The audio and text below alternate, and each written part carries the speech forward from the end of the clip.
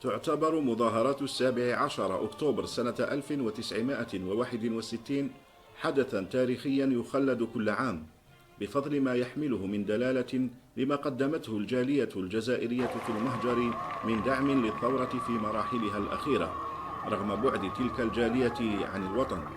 واتصفت تلك المظاهرات بمسيرات سلمية في باريس وضواحيها، غير أن قوات القمع الفرنسية واجهتها بعنف شديد وشراسة غير مبررة. Vous savez, on parle toujours du 17 octobre 61, mais moi je parle de toute l'année 61, parce que il faut se rendre compte que l'année 1961, c'est une année qui est vraiment atroce à Paris, en particulier dans la région parisienne, pour les Algériens. Nous avons à ce moment-là Papon, qui est préfet de police à Paris. Et Papon a été avant Igam à Constantine. Papon a dans l'idée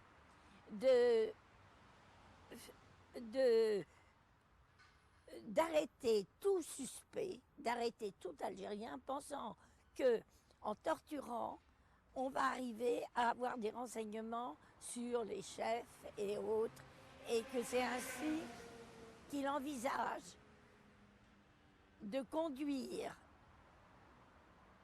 la guerre d'Algérie. Il veut imiter ce qui a été fait, au fond, pendant la bataille d'Alger.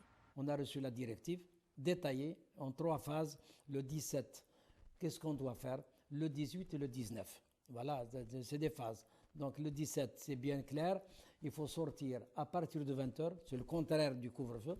À partir de 20h, il faut sortir tout le monde, hommes, femmes, enfants, même les poussettes, même personne ne doit rester chez lui. En particulier dans les banlieues, il faut y aller dans les grandes artères de Paris. C'est-à-dire montrer un peuple décidé, déterminé, pacifique. Ce n'était pas des gens qui descendent dans la rue pour faire de la casse, faire n'importe quoi, non. C'était une manifestation pacifique. On a fait fouiller les gens dans les hôtels avant de partir. Même pas un canif. Parce que ce serait un prétexte, on dit voilà, ils sont descendus avec des haches, avec des manches de pioche, avec... Non, rien de tout ça. القانون تاعنا احنا يعني اللي عطاونا مشينا هكذاك. الناس راحت معنا نقولوا كاينين اللي كانوا طاكسي وراحوا الباري، كاينين معنا نقولوا اللي هزوا الطوبيس، اما لا هما ما على بالهم، الخبر مشى ليهم، هما كلش سقدوه لنا قدامنا. اللي راحوا في المترو، في الباب تاع المترو يجيو خارجين، اطلع في الكار تاع البوليس. اللي في الطاكسيات منين يهبط من الطاكسي يطلع في الكار تاع البوليس. هنا معنا نقولوا القوة تاعنا احنا معنا نقولوا يعني هي القوة تاعنا منا هذه نقولوا من بونطواز ورجنطاي ورواح منا هذه كله منا احنا منا نقولوا من جانفيلي ونيار وكولومب ونانطير هذا وكل تروح منا معنا نقولوا لا على ديفانس. وهذاك اللي تجي معنا نقولوا من الرواي وغير ذلك كل تعقب على البوند دنويي. ثم هما وين رصدوا لنا بالحركيه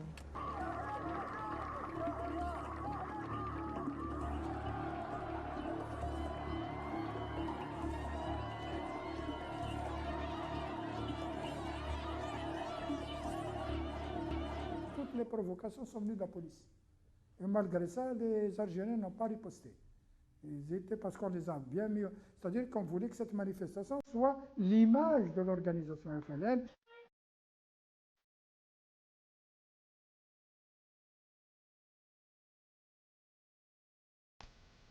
استفزازات كانت كبيرة فعلا، لكن المتظاهرين الجزائريين لم ينساقوا خلفها أبدا، في التزام كبير ومميز بتعليمات القيادة، وحفاظا على صورة الثورة في الداخل والخارج معا، وهو ما تؤكده شهادات أخرى للمشاركين في المظاهرات. Le ministère de l'Intérieur et de la Présidence, et je savais qu'une des manifestations allait venir sur le boulevard et qu'on allait se retrouver nécessairement devant le cinéma Rex, qui de toute manière et traditionnellement faisait partie des lieux de manifestation. J'ai quitté le bureau, je suis plus vers 6h15, 6h20. Temps de prendre le métro. J'arrive au moteur Richelieu-Drouot, pour ceux qui connaissent le métro de Paris. Je me suis dit, je vais descendre là, je vais faire le reste à pied. Mais il y avait tellement déjà de monde sur les quais, dans les couloirs, que j'ai dit, je vais plus loin. Je descends en fait, de l'autre côté du cinéma Rex. Je rentre dans la manifestation, il y avait déjà des accrochages avec la police, les CRS, ça cognait un peu partout. Et on commençait, j'ai entendu d'ailleurs des coups de feu, mais sur le coup j'ai pensé qu'ils tiraient peut-être à blanc pour faire peur. Et je m'étais dit de toute manière, il y avait le journal de l'Humanité qui était dans l'immeuble en face du cinéma Rex, au premier étage. Et je les voyais qui prenaient des photos. Et je me suis dit, bon, de toute manière, ils vont peut-être pas taper trop fort parce qu'il va y avoir des journalistes qui ont pris des photos et qui vont les publier. Ça s'est publié que plus tard. Avant d'arriver sur Nanterre, on a rencontré beaucoup de difficultés, beaucoup de gens qui n'étaient pas bien, si vous aimez mieux. Ça a tellement été choquant pour les premiers. Les premiers, quand ils ont vu les gens tirer, les gens les jeter dans la Seine, pour eux, c'était choquant. Hein. Nous, on a eu cette chance de ne pas être comme ça dans les débuts. Mais enfin, quand on pense aux gens qui ont été jetés comme ça à la Seine, vivants, vous vous rendez compte, monsieur, vivants? Et après, ils ont dit, il y a 1 ou 2 personnes, c'est tout ce qu'ils ont dit, 1 ou 2 personnes lorsqu'ils ont dit, vous savez, quand on fait des recherches, hein, ils ont trouvé plus de 200 ou 300 personnes. Et malheureusement, on a connu des gens qui étaient du quartier qu'on n'a jamais revus. De ce jour-là, on ne les a jamais revus. Nous avons estimé que le nombre de morts est de minimum 200 morts jetés dans la Seine ou tués sur place. Peut-être 400. Certains pensent à 400. Pourquoi nous disons minimum 200? Parce que, comme je vous le disais à l'instant, avec les arrestations, le lendemain ou surlendemain, un grand nombre de personnes, de militants arrêtés, ont été transférés en Algérie, soi-disant vers leur douar d'origine, alors qu'en fait, ils ont été transférés dans des camps d'internement, ici en Algérie. À partir de là, nous avons perdu leurs traces. Donc nous ne savions pas s'ils étaient vivants ou morts.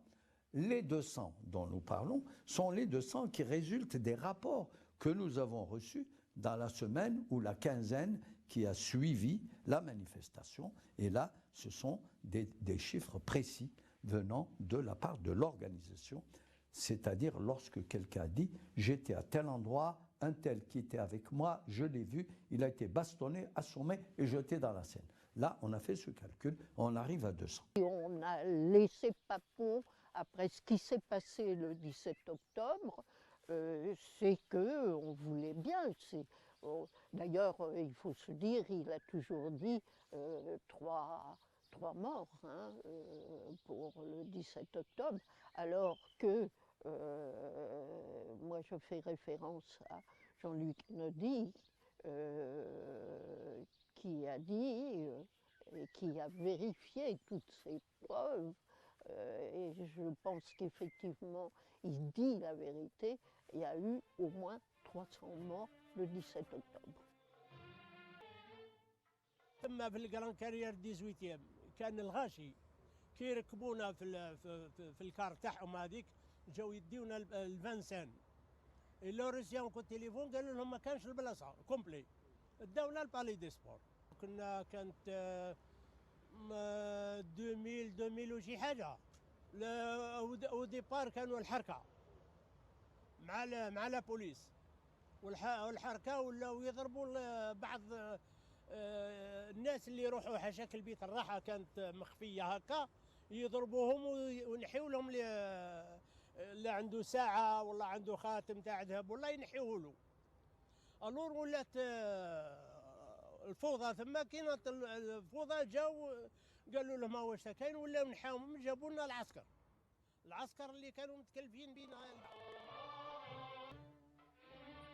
Prenez à témoin le monde de ce que le colonialisme n'avait plus de raison d'être et devait s'arrêter, et de ce que le FLN était seul représentant des combattants algériens, du peuple algérien, et qu'il n'y aurait pas de négociation si elle ne portait pas sur la libération, sur la décolonisation de tout le sol algérien.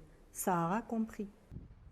Je ne considère pas, en ce qui me concerne, que le dossier est clos et qu'il a tout dit. Parce que sur la répression de l'immigration en France, notamment le 17 octobre, sur d'autres épisodes, comme la pratique de la torture par l'armée française, comme des épisodes de répression, non seulement le 8 mai 1945, mais août 1955 dans le Constantinois, par exemple, où il y a eu aussi une répression massive, et d'autres épisodes aussi ont été marqués par des massacres de masse. Donc je crois que tout n'a pas été dit par les autorités françaises sur cette répression coloniale et sur cette guerre d'indépendance.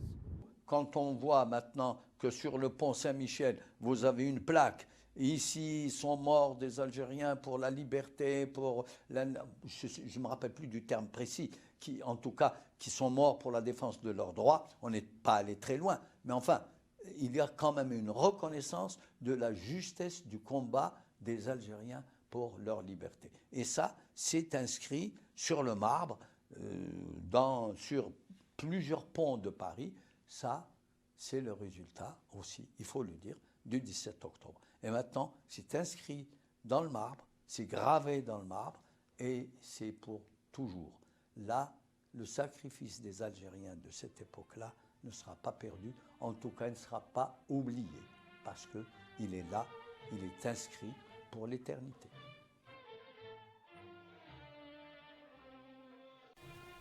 نعم، إنه التاريخ، والتاريخ أمامنا، والتاريخ لا يرحم، والمزيد من الضحايا يشهدون على جريمة أخرى نكراء.